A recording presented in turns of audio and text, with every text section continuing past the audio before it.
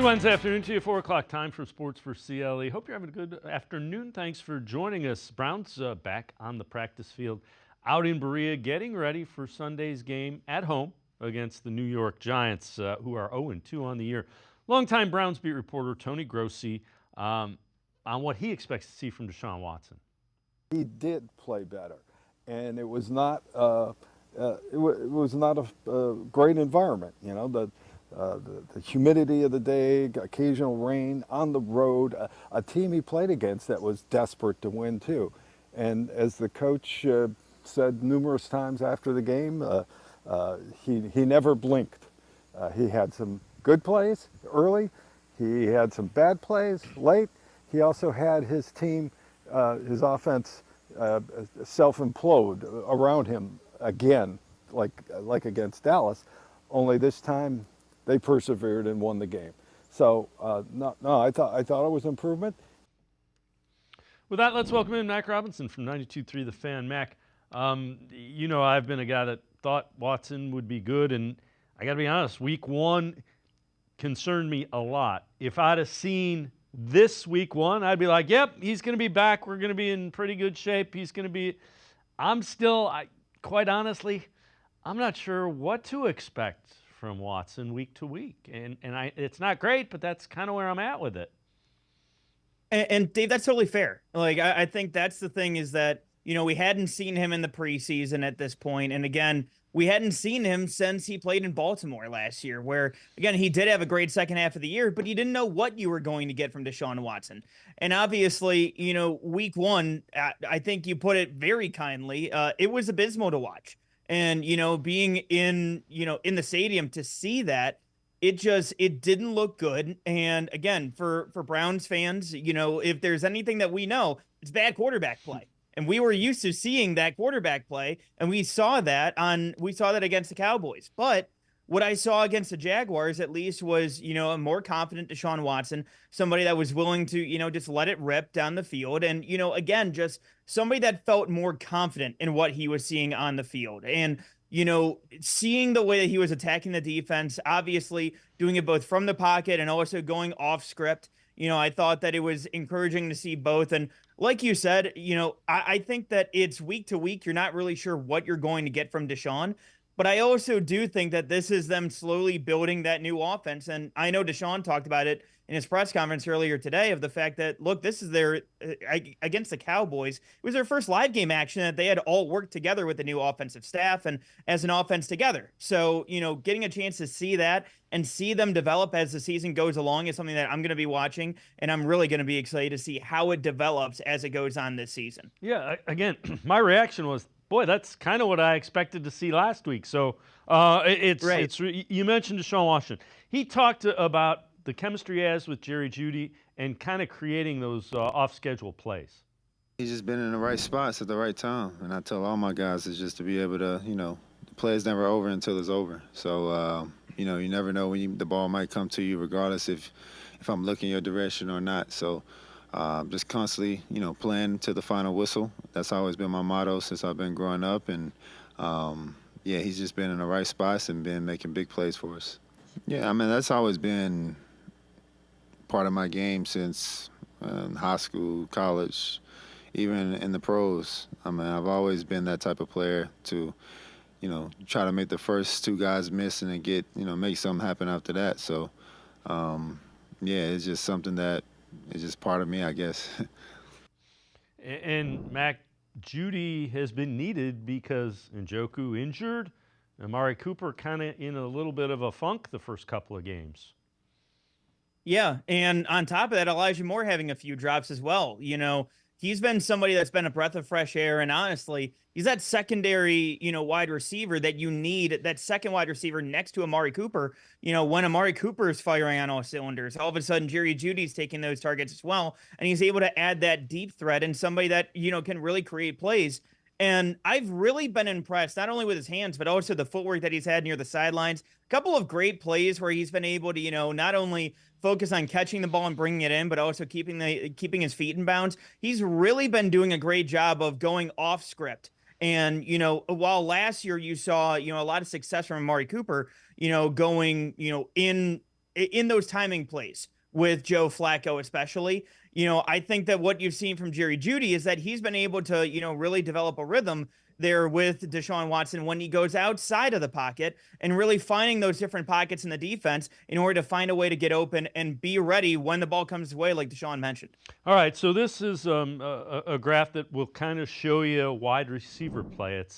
Even though the quarterback's name is there, it's separation and accuracy. So the separation is along the x-axis, so that's right to left. Browns are getting the third most separation of anybody behind the Saints, who are off to a ridiculous start, and the Jaguars, which I kind of scratched my head at that. If you watched the game last week, there weren't a lot of Jaguars that were open. The concerning part, Deshaun Watson is below the middle of the pack there relative to accuracy. So again, it improved greatly. Needs to get even better, I guess, is where I'm going with it. Yeah, and I do think that for Deshaun, because he is coming off of that injury, and again, it's not like it's an injury that you're not really utilizing all that much. Again, it's your throwing shoulder. It is your bread and butter. It's how you make your money as a quarterback. So for him, it's not only figuring out the physicality of it behind it, and him throwing and understanding where he can throw compared to where he used to be able to throw. And, again, you have seen the inaccuracy when it comes to Deshaun. Let's just be honest about it. And so I think that as he's able to, get readjusted, get acclimated to, and just get comfortable with his own body, that, coming off of that injury, I do think that he can get there. I do think that he can, maybe improve upon those accuracies, maybe get you closer to the median, which is where you're hoping to be at that point. But again, being out of that bottom quadrant, I think is going to be good. But I also do think it's encouraging that despite the injuries that we've seen so far, you are still seeing that separation be pretty high up there in the league, especially, for those wide receivers. Elijah Moore, Amari Cooper, Jerry Jeudy as well. David Bell came in for a handful of plays before getting injured and was coming in and making plays. So, the wide receiving group as a whole, I think, has taken those next steps. I think they need to improve upon some of those drops when the ball is getting there accurately. And I do think that, if they're able to take advantage of some of those opportunities, along with Deshaun improving on his accuracy, I think you're going to see that go a long way. Yeah, the Kevin Stefanski, hate Kevin Stefanski calling plays crowd and go like that, because that's basically telling you that the plays he's working, the schemes, are getting wide receivers open. Now they got to make defenses pay. This is from ESPN.com, evaluating surprise trends for every NFL team the first 2 weeks of the season. Browns, early surprise. The defense has not forced or created a turnover or takeaway. The verdict, mirage. Browns recorded 28 takeaways last season, tied for 5th in the league, but they failed to cause a turnover in the first 2 games of the season. They've come close to making one happen. Myles Garrett, 2 strip sacks, multiple interception opportunities that Denzel Ward dropped in week 1. With an upcoming game against the Giants, who have already committed 3 turnovers, Browns could be forcing turnovers in bunches soon. That's the other thing we didn't say. Deshaun Watson didn't turn the ball over. That's another important part. But, yeah, I think, if you pressure the quarterback with the defensive backs and guys in the secondary that you have, you're going to have some turnovers. Yeah, and the thing is, especially with Jim Schwartz's defense, it's a matter of time. The pressure is going to be getting there over and over and over again. And while no, they haven't forced a turnover, they were able to force a safety last week. And again, they were able to create pressure throughout the day and really get into the head of Trevor Lawrence. Now, by comparison, take a look at last year against Tennessee. You saw that pressure consistently get to, Ryan Tannehill last year, and that created multiple opportunities for the defense to get home and then force the turnovers and force the ball to go to the other side. Now, while you haven't seen the takeaways early, I do think that is on the way. And especially when you have somebody like Jordan Hicks, who has been an upgrade in the middle of that defense compared to Anthony Walker, I think that's huge for them as well. But also at the same time, I think that we have to take a look at, and really give a little bit of grace to the fact that this defense is also still coming along. We talked about the offense coming along as well. This defense is still coming along as well. And Denzel Ward still dealing with an injury. So, you have these guys that are, mixing in and out and trying to come along as well. but the defense has been doing great at, holding well when it comes down to limiting the yardage that they're allowing to offenses. All right, some news and notes from today. Not practicing for the Browns. Pierre Strong hamstring. DeJuan Jones banged up his knee in the game against the Jaguars. Thrash, Myles, Garrett, David, and Njoku. Garrett walked outside towards the end of the open period dealing with a foot injury. He said he would play. Browns also, in case you missed these moves, David Bell put on the IR, Royce Freeman, and Jalen Darden to the practice squad.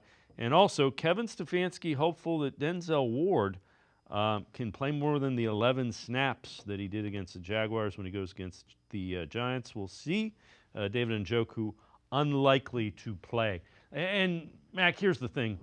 You never take an NFL team lightly. But if there's question marks against a team like the Giants, you err on the side of caution. Yeah, and especially there's a week that you might be able to rest a Denzel Ward a little bit more, or even, have him play those 11 snaps if you really need him to as well. It's against the Giants. Malik Neighbors obviously had a fantastic game last week as well, but, Wan'Dale Robinson isn't, scaring opposing defenses. And especially, Danny Dimes is handing out money like it's handing out to charity. And, again, he's turning the ball over left and right, and he's done it throughout his career. And so now at this point, I do think that this is a game where you can easily be, brought into a bit of a lull going into a game like this one as well.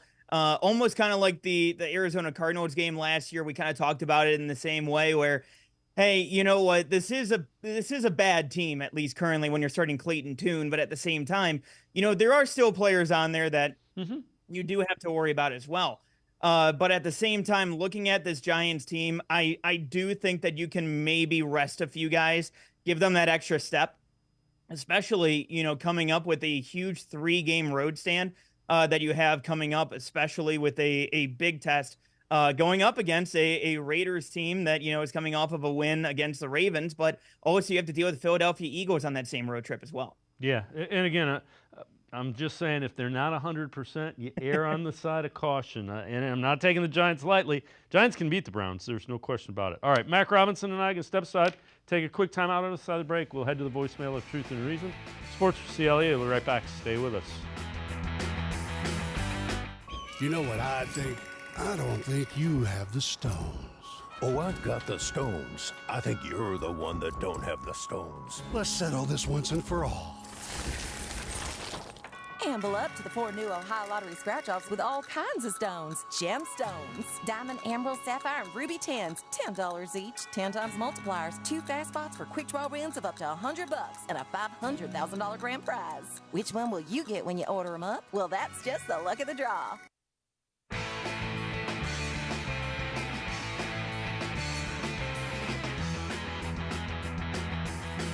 We continue talking Browns with Mac Robinson from 92.3 The Fan. Let's head to the voicemail of Truth and Reason.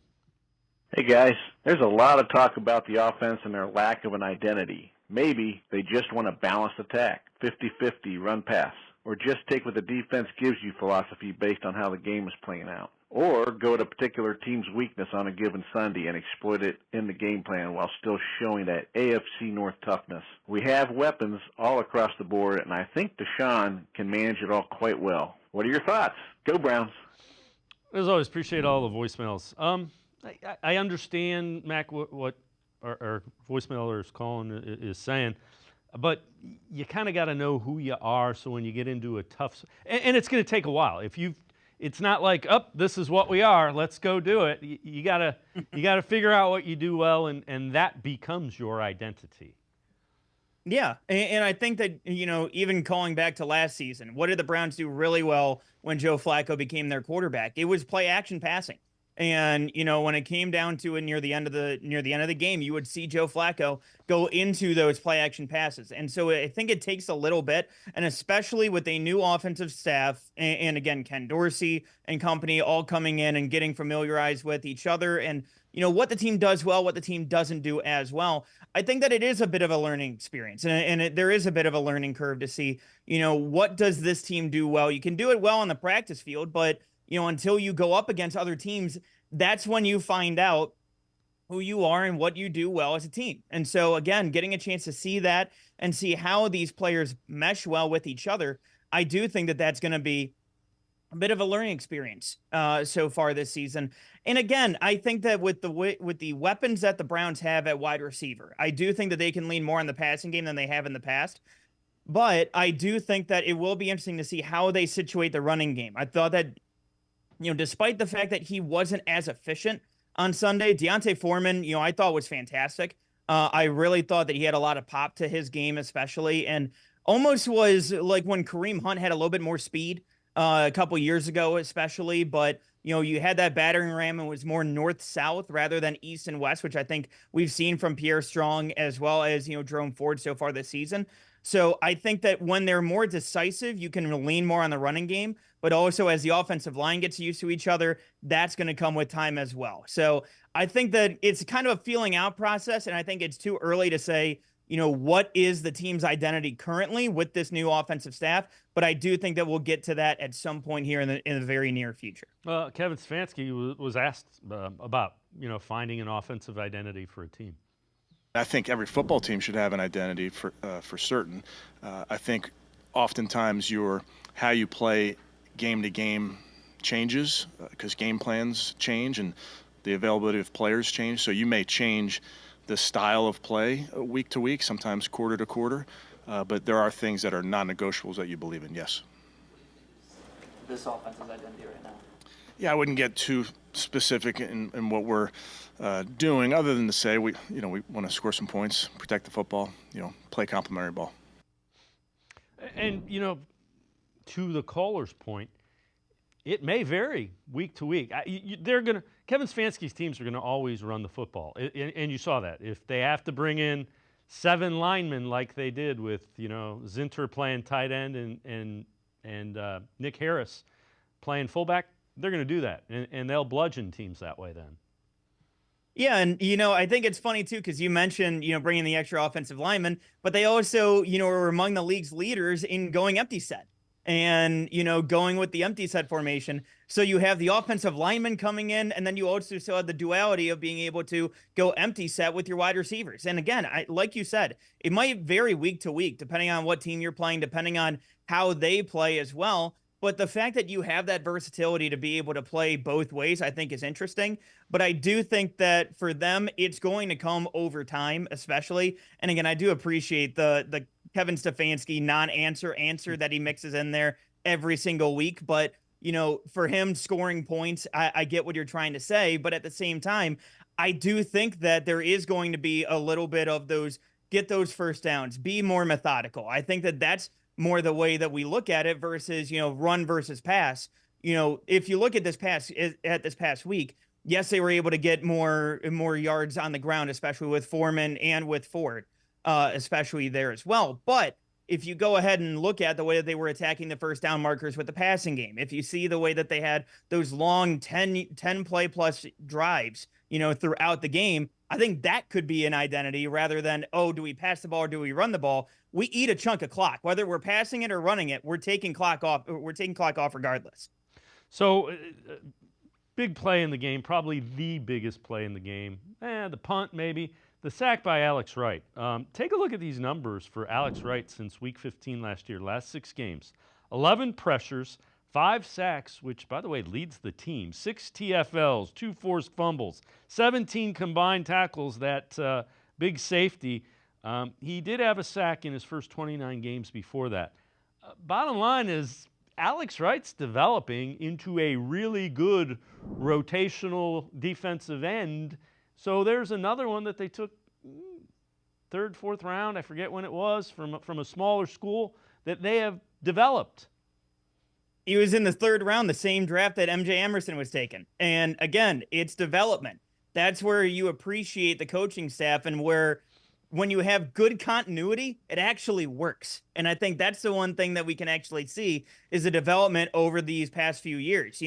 Again, I remember seeing people talk about the, Siaki Ika cut being a 3rd round miss and one of the many 3rd round misses of, Andrew Berry. And my counter argument to that is the fact that you look at an Alex Wright who, look, do I need you to be, Myles Garrett out there? No, I need you to be complimentary to Myles Garrett. And the best part of that was the fact that Alex Wright on that safety was rushing on the inside while you had Myles Garrett on the outside. You're able to have these different guys that give you different looks. And especially for a guy that came from a smaller school at UAB, was able to come in, develop, had the raw tools, and now this coaching staff is getting the most out of him and having that development, especially under Jim Schwartz, I think is very vital to the way and the success that this Browns team can have going forward, because you need to hit on those third, fourth round picks. You need to hit on that depth on the roster, because while everybody looks for the touchdowns, everybody looks for the big plays, it's those depth pieces that can come in and rest some of those guys that will be the difference maker come December and come January and, potentially February. All right, so they play the 1-1 Browns, the 0-2 Giants. It's a team they should beat at home. What are some keys to this game? It's going to be forcing turnovers and not letting the easy play go by the wayside. Again, Daniel Jones is somebody that has fumbled throughout his career. He has thrown interceptions throughout his career. He has taken, quite frankly, dumb hits throughout his career as well. And so he is somebody that you have to force turnovers with and not let him get easy plays. There were too many times last year where the Browns maybe got a little bit lackadaisical when it came to third downs and letting those drives continue and letting those drives wear down on that defense. You have to get off the field on third downs as well. You have to be able to keep that offense and keep them rolling, especially to get those points on the board. And then especially for the Browns on the offensive side, I think that Deshaun Watson, being decisive, I think you saw that last week. I think that has to be one in this week as well. And almost looking at this similar to, Arizona last year, like I mentioned before, I think that we looked at last year as a bit of a tune-up game for Deshaun Watson going into that Baltimore game. I think that could be the case this week, especially going up against a New York Giants team that has good pass rush, has a good front four when it comes to, Brian Burns as well as Kayvon Thibodeau. You have to be able to have that, be able to get rid of the ball with confidence and especially keep up your protections on offense as well. Yep. And the other thing is, don't turn the ball over. They didn't turn the ball over against Jacksonville. Yes. Saw a stat. Kevin Stefanski, in his time with Browns, 15-2 when they do not turn the ball over. So sounds pretty good. Yeah, it's not bad. Mac Robinson, as always. Appreciate the time and the insight. Thanks very much, Mac. Dave, thank you so much for the time. Always appreciate it. Mac Robinson, 92.3 The Fan. Make sure you check him out. We're going to step aside, take a quick timeout. Other side of the break, we head to the voicemail of Truth and Reason. Sports for CLE. Be right back. Stay with us. Come back to go forward. Back to learning new things. Back to pursuing your dreams. Tri-C has flexible learning options to fit your life. And every year, more than 1,000 local companies provide Tri-C students with real-world learning. The right education can boost your lifetime earning power by hundreds of thousands of dollars. Start now with a college education you can afford. Tri-C, where futures begin. You know what I think? I don't think you have the stones. Oh, I've got the stones. I think you're the one that don't have the stones. Let's settle this once and for all. Amble up to the 4 new Ohio Lottery scratch-offs with all kinds of stones. Gemstones, diamond, emerald, sapphire, and ruby tins. $10 each. 10 times multipliers. 2 fast spots for quick draw wins of up to $100 and a $500,000 grand prize. Which one will you get when you order them up? Well, that's just the luck of the draw. The Greater Cleveland Sports Hall of Fame celebrates the star athletes and notable sports figures who were born or have made their home in Greater Cleveland. It tells the story of discipline, commitment, perseverance, sportsmanship, and excellence in achievement. It encourages and inspires those who believe in sport and its direct impact on the well-being of our community. Go to clevelandsportshall.com or follow us on Twitter at GCLE Sports HOF for more details.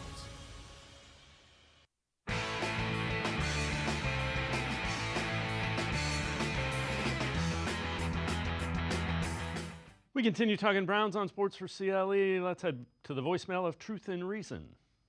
Hey guys, I just wanted to ask, did we make a mistake by drafting Michael Hall with our second round pick? I know a lot of people were putting emphasis on offensive tackle, and I think we should have went in that direction, but just want to know your thoughts. Go Browns. As always, appreciate all of the voicemails. Let's welcome in Nick Karns from the Barking Browns podcast. Nick, I get the question because we haven't seen Michael Hall Jr. I think he's going to bring something that this defense, it can make this defense even better.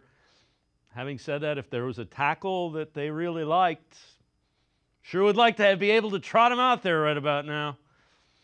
Yeah, you definitely would. I think it's a tough situation because entering the year, you looked at the Browns defensive line and said there's a majority of veterans in this group, and the Browns really did need that young, promising guy that could develop and come up through the system.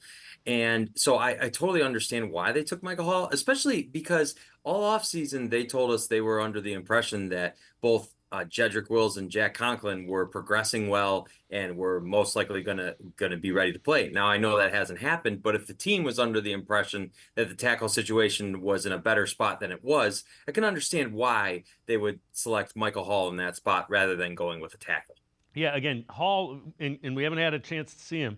I fully expect if he gets on the field, when he gets on the field, that he can get after the quarterback. The first step of his is real, and it will be a problem for offensive lines. You tweeted this out. Browns collectively rushed for 125 yards Sunday. They've surpassed that mark just once their final 8 games last season. So, I mean, the importance of having a run game and how good a step that is towards getting back on track. Right.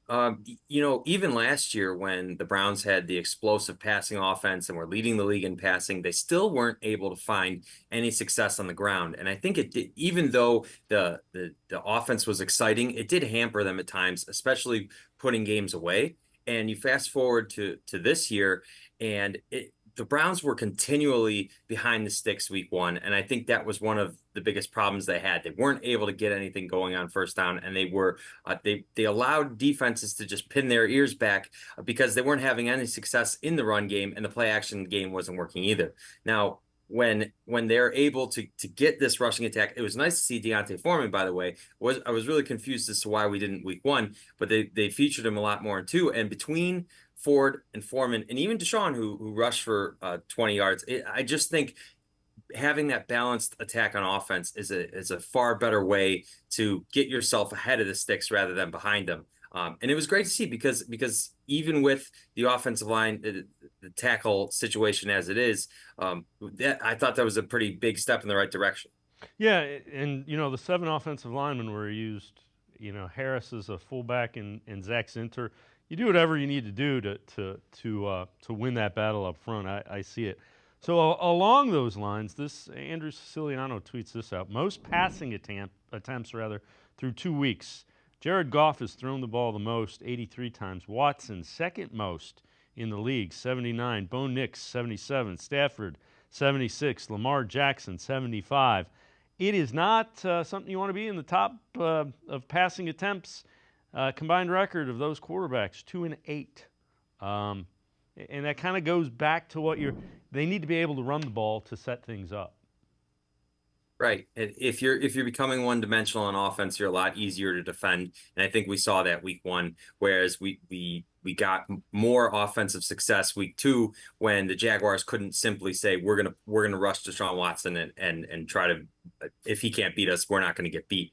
I know that they had some penalties there, and Deontay Foreman had the face mask when they could have run the clock out there. But the point is they were in a position where if they don't get that penalty, they could have ended the game simply because they could run the ball. And that's just something I think we're seeing across the NFL, that passing games aren't as explosive. There's defenses have adjusted. They're playing 2 safeties. There's lower ADOT across the NFL right now. And so running the ball is becoming more important as the game keeps changing. So Deshaun Watson today asked why the short passes kind of underneath the defense. It's definitely the too high defense. I think that might have been an emphasis for a lot of defensive coordinators over the year. This offseason is just, trying to eliminate those shots, especially with, the game is going the way it's going, with a lot of DPIs, and you can't touch the guys down the field, for the defense. So it's harder for them. So, they try to, play with a lot of depth and two-high shells, so they keep everything underneath, and you don't get those opportunities. So at least that's what I think, for sure. What's the give and take with that? Do you still have to try to take a shot every now and again to keep them honest, even if you think they're taking it away? Yeah, but you got to be smart with it. I think the biggest thing is really just you got to catch them when they're in that one high man type defense and take your one-on-one shots. So you got to be very selective, and when those opportunities come, you got to capitalize on them. But until then, you just got to keep taking And that was really interesting, and I agree. Again, with this defense, this offense cannot turn the ball over. If you do not turn the ball over with this defense, you're going to win 60% of the games strictly because the defense is going to suffocate offense. It might even be 70% of your games. Right. I saw a stat right before I came on here that 49% of Jacksonville's plays went for 0 or negative yards on Sunday. That's a crazy stat, and I don't even think tells the entire picture of how dominant the defense was. You think about it, and it's over the last 2 weeks, they've dropped 4 interceptions, they had a safety for the first time since 2020, 4 sacks to go along with it. You look at it and just say, even if the offense is just reasonable, the Browns can win a lot of these games. Yeah, and you know what? The defense is going to need to carry it early in the season while the offense kind of figures out what it eventually is going to be. Nick Karns from the Barking Browns podcast, and I can step aside, take a quick time out. We'll head back to the voicemail of Truth and Reason. Sports4CLE, be right back. Stay with us. The Ohio Lottery Partners in Education program is dedicated to recognizing exceptional students, teachers, and schools throughout Ohio. Scan the QR code on screen to nominate students and teachers as Academic All-Stars and Teachers of the Month. They must be currently enrolled or teach in grades K through 12. Is your K through 12 school developing students' literacy skills to achieve success in reading? If so, you can nominate your school for the School of the Year. Students can win $100, teachers can win $500, and schools can win $2,500. Scan the QR code, fill out the forms, and nominate deserving students, teachers, and schools today. The Ohio Lottery Partners in Education program takes pride in honoring exceptional students, teachers, and schools across Ohio. Submit your nomination today. It's fun, fast, and free.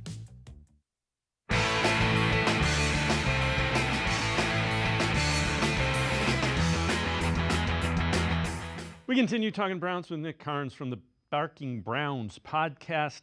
Let's head back to the voicemail of Truth and Reason.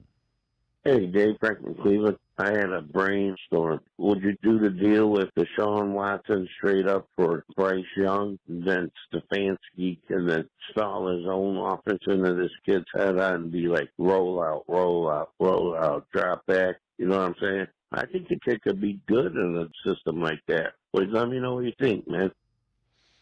As always, appreciate all of the voicemails. Nick, I haven't seen a lot of Bryce Young. I'm not going to say I've seen a lot. What I have seen of him, I'm not seeing it. I don't want another undersized quarterback, and I don't think they'd take on Watson's contract, being the Panthers. I don't think they'd do that trade straight up, and I don't think Bryce Young is the answer for the Browns. Yeah, I understand why the question's asked, but I think it would make more sense to me if they said, would you take a late pick, or would you give up a late pick to maybe bring Bryce Young in just in the event that there's some upside there. This guy was the #1 overall pick, and maybe you get him here, you let him develop, give him some time to sit behind a very full quarterback room and that type of path. But as far as a straight up swap, I couldn't see that working, just because Deshaun has shown promise here. I get it. It's been limited. It's been in bursts. But on top of that, you're trying to win right now, and bringing a quarterback in and who hasn't been in your system and hoping to put your hopes there doesn't make a lot of sense to me. All right, so the Browns will face Daniel Jones, who has struggled. We'll get to that in a minute. Kevin Stefanski talked about what he sees in Daniel Jones. Can hurt you in a bunch of different areas. Obviously, can make all the throws from the pocket, but he is a very, very dangerous runner. We've all seen it over the course of time that he is a threat with the ball in his hands, and they're utilizing him. He utilized him in this last game. It's a big part of what he does, but he can also make every throw, and they have legit speed on the perimeter. So it's a very difficult attack. He does do some things well. They gave him the big contract. He has not been great. He's been pretty bad. He's just been bad. This is one of those days where I expect the Browns defense to feast. I was in the stadium when the Browns allowed one net passing yard from Justin Fields against the Bears a few years ago. That was a unbelievable performance, one that I don't think is going to be replicated anytime soon. But if there was ever somebody that they could do that against again, Daniel Jones and the Giants is probably my pick, especially at home. So take a look at this. Mac calling his lock of the week. The defense gets their first turnover. So including playoff game last year, Browns have now gone 3 without a turnover. Daniel Jones has 9 turnovers in his last 8 games, and he has a bunch of fumbles in his career. So he can hurt you with the ball in his hands. Giants fans would tell you he can hurt us with the ball in his hands too. I'll tell you what, Dave, I don't know what it is about strip sacks that the ball just doesn't seem to bounce the Browns' way, but it's going to one of these times. Myles has gotten so many of them, and it's so frustrating because you see it there, and everything tells you the Browns should get the ball, and they don't end up with it. I think on top of that, you look at the 4 interceptions they've dropped already this year. They're right there. They're right there. I think it's going to happen. I like Mac's prediction. All right, so this is the Giants' defensive ranks through 2 weeks. Rushing 28th, passing 18th, total 26th. So bottom 6 in the league for the defense. So Nick, when you look at this, what are some of the things you think some of the key matchups, things that the Browns need to do to get a game they should win at home against the Giants? I loved seeing them start to really establish the run between Jerome Ford and Deontay Foreman. It's kind of like a thunder and lightning combination. I would love to see that continue. Maybe you get Jack Conklin back this week. It doesn't seem like Jedrick Wills is going to be back this week. So this could be the first time since November of last year that the Browns have a full starting healthy line. That would be pretty good. So I'm looking to see the older school Browns mentality. Impose your will on the ground, push them around in the trenches, get that run game going, because then it allows you to be so much more creative in offense. And I think that a key to this, and you looked at the passing charts from last week and saw a lot of shallow passes for Deshaun Watson. And to me, that's part of the confidence building process. So I'd love to see if the run game can be good. I trust the defense and the special teams. I mean, Corey Bojorquez pinning the offense on the 2 last week, and Dustin Hopkins is 10 of 10 from 50 yards in his Cleveland Browns career. I think all the other units of the Browns are going to do their part. So if you can use this as a day to continue building up confidence and finding yourself and what you're going to excel at offensively, I think that's probably my most important thing I'd like to see this week. Yeah, the other thing is I want to see that defensive line continue to kind of get after the quarterback. And you do have to be Malik Neighbors. Now, I have seen him. He's a talent. No doubt. That's going to be a battle for Denzel Ward and Martin Emerson, especially. I'm really looking forward to that. I think that the corners have been great for the Browns. We're really spoiled with that type of depth back there. It didn't even bring up Newsome. That's going to be, the Giants are going to pepper Malik Neighbors with targets, and it's going to be a fun battle to watch. Nick Karns, as always, appreciate the time and the insight. Thanks very much, Nick. Thanks, Dave. Nick Karns, make sure you check him out. The Barking Browns podcast, always good stuff. We're going to step aside, take another timeout. Other side of the break, we'll head back to the voicemail of Truth and Reason, Sports for CLE. We'll be right back. Stay with us. Come back to go forward. Back to learning new things. Back to pursuing your dreams. Tri-C has flexible learning options to fit your life. And every year, more than 1,000 local companies provide Tri-C students with real-world learning. The right education can boost your lifetime earning power by hundreds of thousands of dollars. Start now with a college education you can afford. Tri-C, where futures begin. You know what I think? I don't think you have the stones. Oh, I've got the stones. I think you're the one that don't have the stones. Let's settle this once and for all. Amble up to the 4 new Ohio Lottery scratch-offs with all kinds of stones. Gemstones, diamond, emerald, sapphire, and ruby 10s, $10 each, 10 times multipliers, 2 fast spots for quick draw wins of up to $100 and a $500,000 grand prize. Which one will you get when you order them up? Well, that's just the luck of the draw. I am powerful beyond my wildest imagination. I will define my future. I will keep challenging myself to improve. Because I am a future leader of this great nation. I will be responsible for raising a beautiful family. And educating not only my generation, but many more to come. I will make a difference in my community. And I will stand up for what I believe in. I will not settle for simply chasing my dreams. I will achieve them. Because I was given a chance. An opportunity. A home. At Family, Career, and Community Leaders of America. The ultimate leadership experience. FCCLA has been one of the greatest experiences of my life. It's made me who I am today. Join us. We'll build a new future together.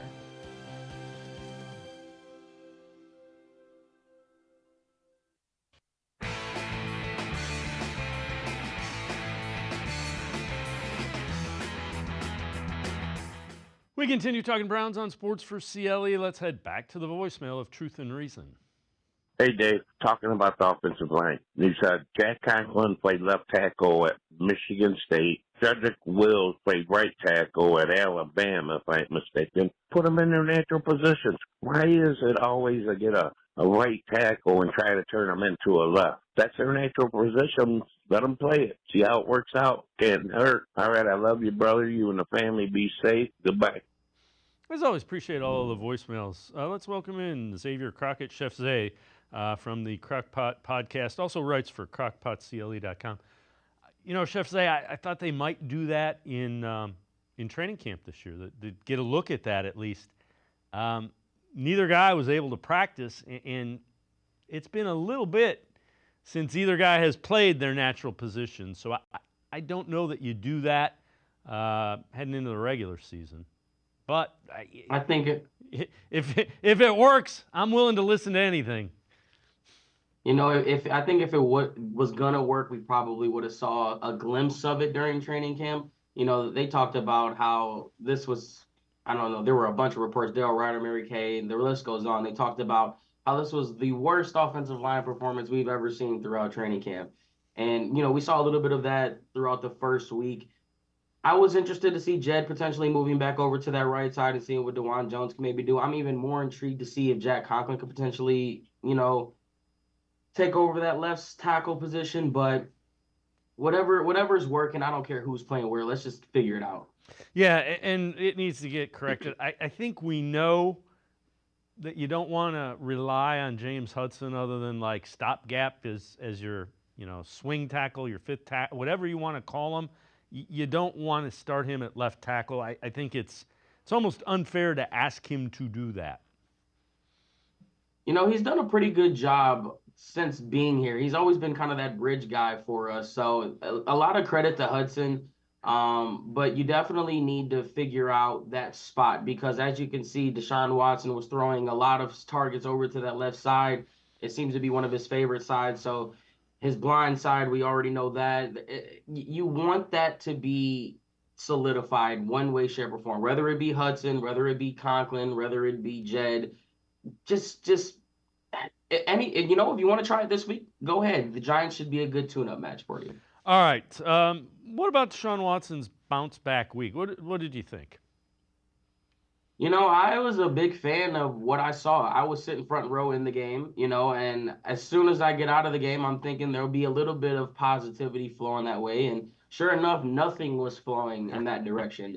And it kind of puzzled me because us as Browns fans are just, I don't understand when we became so picky and so specific and stuff when winning has been, not a premium our entire life. You would think that you win a game, you run with the positives, but it's always to the negative. Deshaun Watson was making some really, really great on-time throws.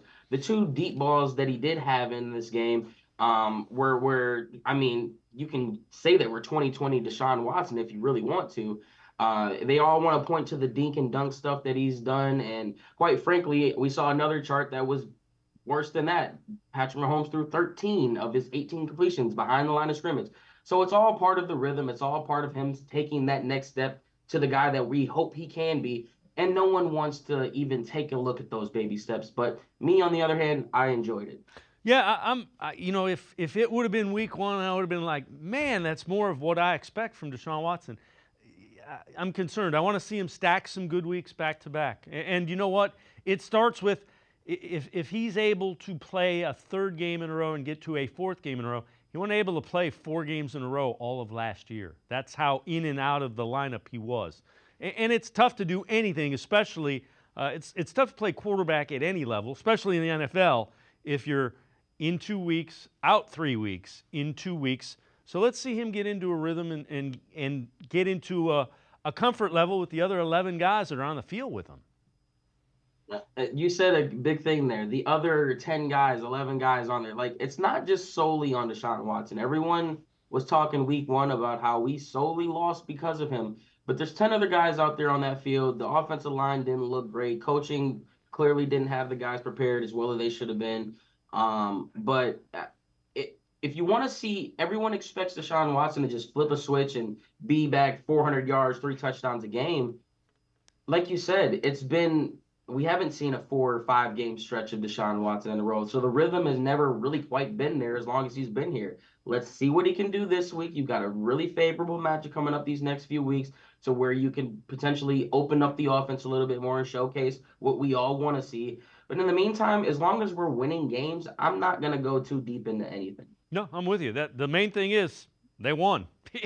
and I think it's, 9-5 now in the games that he started for the Browns. That's closing in on a playoff season. So just keep him healthy, keep him winning. Deshaun Watson today was asked about elite quarterbacks and being measured based on those stats that they compile. You can get kind of, wound away with stats and things, but there are a lot of great quarterbacks out there that might not have the stats that certain guys do, but they win games. And I think in this league, it's about winning games. You want to get to that ultimate championship. 2020, I had the best, couple of me, A-Rod, and Pat was like the top 3 quarterbacks in the league. But my team was 4-12. So, those stats really didn't matter because we didn't win any games. So, like I said, my mentality as far as that, off the field stuff and just coming down to stats, like, it's about winning games in this league. And you have to win games to get those opportunities to play in the playoffs. And then that's when you can, have the opportunity to go get the ultimate goal, and that's that Super Bowl ring. And that's what every team is chasing. Chef, say the way I explain it, and I figured this out a little bit last year. I want the quarterback. I think a franchise quarterback is a guy that the other team goes, oh, they got the ball with him. And there was never a time, even when the Jaguars got to within 6, there was never a time that I was like, we're in trouble here. I thought the game could go to overtime. I think the Jaguars were going to score another touchdown on the Browns defense, though. I think the coach probably felt that way too, which is why we saw that last 2:30 break down the way that it did. I mean, there's a lot of questionable things, and it also shows you the confidence that he has in Deshaun Watson to go out there and want to continue to throw the ball when all you have to do is go run the ball and, burn their timeouts. But, everyone always likes to say the win stat is not a quarterback stat, this and that. I don't know why we get so caught up in these stats things when the name of the game, isn't it, Herm? The name of the game is to win. So I as long as he's going out there winning, like you said, 9-5 or 10-5 or whatever his record is here as a Cleveland Brown, how many Cleveland Brown quarterbacks can sit here and say they've won that many games and only lost that many games in a uniform? It's not that many. So Like I said, I'm all about the W's right now. I could care less if he throws for 100 yards. As long as we're winning, that means our defense is playing phenomenal, and we probably had a run game. All right, Jerry Jeudy, what have you thought about him? He's been really good. Everyone told me that this guy was underpaid or overpaid. Everyone told me that Andrew Berry dropped the ball on this one and that there was no business for us even doing anything like this, especially with Amari Cooper wanting to get extra money. I've been super, super, super impressed with what I've seen from him. The one thing that we saw a lot of in the training camp was some of those bobbled catches. We saw him make at least two pretty tough catches this past game. And both of them were on the sideline. One of them could have very easily been intercepted. Another one on that deep ball he caught in between. He took a vicious hit and still hung on to it. So, that contract is starting to look like pennies on the dollars. And I just cannot wait to continue to see this relationship between him and Deshaun Watson flourish because it looks like it could be something special. Yeah, they look like they have a sense already in off schedule when those things break down. And, if that continues to develop, he's going to have some long touchdowns. Long touchdowns, a lot of yards, a lot of receptions. I mean, Amari Cooper's still getting 8-9 targets a game. It's not like we're not, trying to get him the ball. But Jerry Jeudy and Elijah Moore are getting the other bulks of it, and they're making the most of those opportunities. Now, obviously, Elijah Moore isn't seeing, a lot of yards in the box score, but it's showing you the value that these guys are bringing in the areas that they're, I guess, can flourish in the most. They've tried to use Amari Cooper as the deep guy, and it just hasn't worked out. He's dropped him. They're using Elijah Moore as that gadget guy. Let me get it out quick. Kind of like a 2-3 yard run, essentially, whenever Elijah Moore gets the ball. And Jerry Jeudy has been the guy that when the play breaks down or if Deshaun Watson's going to go out and make a play, he's the guy for that. So you're kind of starting to see where they want to use and operate these guys. And now, with David Bell being out, our third and fourth down safety blanket, who's going to be that next guy to step up? Is it going to be Jamari Thrash? Are they going to elevate Kadarius Toney? Is Cedric Tillman going to gain more snaps and have a little bit more, implement into this offense? I'm so confused why Cedric Tillman's not getting the ball, but that's another question. But as far as Jeudy goes, man, it looks like money well spent. Chef Zay and I are going to step aside, take a quick time out. Other side of the break, back to the voicemail of Truth and Reason. We'll talk a little bit about the Giants coming up as well. Sports4CLE, be right back. Stay with us. Come back to go forward. Back to learning new things. Back to pursuing your dreams. Tri-C has flexible learning options to fit your life. And every year, more than 1,000 local companies provide Tri-C students with real-world learning. The right education can boost your lifetime earning power by hundreds of thousands of dollars. Start now with a college education you can afford. Tri-C, where futures begin.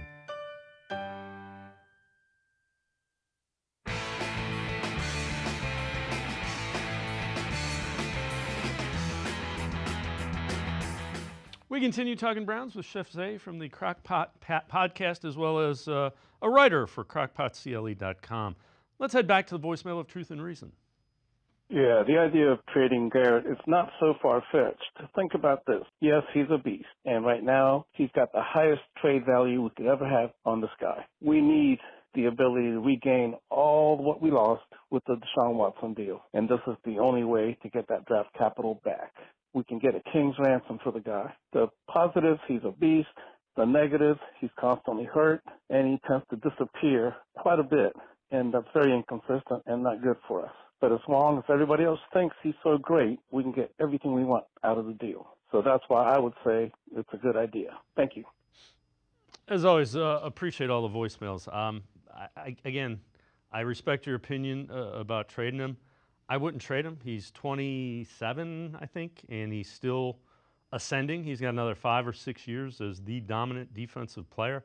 Relative to getting draft capital back, by all accounts, this roster is among the best in the NFL. That there's no need to get that national narrative where they need to get draft capital back. I'm not buying it. They've hit on third-round picks. Martin Emerson, it looks like Alex Wright can play. DeJuan Jones can play.